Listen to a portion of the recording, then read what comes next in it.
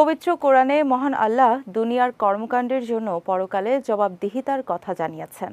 এ ব্যাপারে রাসূল সাল্লাল্লাহু আলাইহি ওয়াসাল্লাম বলেছেন, কিয়ামতের দিন 5টি প্রশ্নের জবাব না দিয়ে মানুষ আল্লাহর সামনে থেকে সরতে পারবে না।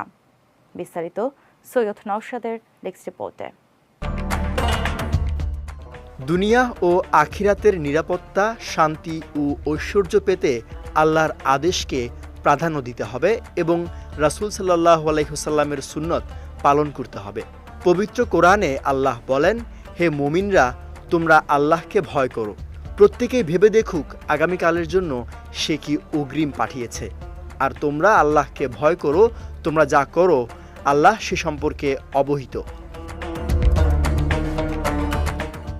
এই বিষয়ে বিভিন্ন হাদিসে রাসূল সাল্লাল্লাহু আলাইহি ওয়াসাল্লাম তার উম্মতদের সতর্ক করেছেন। নবী সাল্লাল্লাহু আলাইহি ওয়াসাল্লাম বলেন, কিয়ামতের দিন 5টি প্রশ্নের জবাব না দিয়ে মানুষ আল্লাহর সামনে থেকে এক পাও নড়তে পারবে না। তা হলো, জীবন কোথায় নিঃশেষ করেছ, যৌবন কোথায় ব্যয় করেছ, সম্পদ কোথা থেকে অর্জন করেছ, তা কোথায় ব্যয় করেছ, যা জেনেছ তার কতটা আমল করেছ। মহান আল্লাহর কাছে মানুষের কিছু গোপন থাকে না। তিনি পৃথিবীর সব কিছু সদা খবর রাখেন। তার অজ্ঞাতে কোনো গাছের পাতাও পতিত হয় না। আল্লাহ বলেন, আল্লাহর নিকটে জমিন ও আসমানের কোনো কিছু গোপন থাকে না। কিয়ামতের দিন বান্দার ভালো মন্দ কাজকর্ম তার আমলনামায় সুস্পষ্টরূপে লিপিবদ্ধ থাকবে। সেই আমলনামা অনুযায়ী তার হিসাব হবে।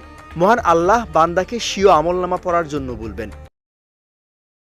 হাশরের ময়দানে বান্দার সঙ্গে আল্লাহ কথা বলবেন। রাসূল সাল্লাল্লাহু আলাইহি ওয়াসাল্লাম বলেন, তোমাদের প্রত্যেকের সঙ্গে শিগগির তার রব কথা বলবেন। তখন রব ও তার মাঝে কোনো অনুবাদক থাকবে না এবং আড়াল করে এমন কোনো পর্দা থাকবে না। সৈয়দ নওশাদ, বিজয় টিভি, নিউজ ডেস্ক।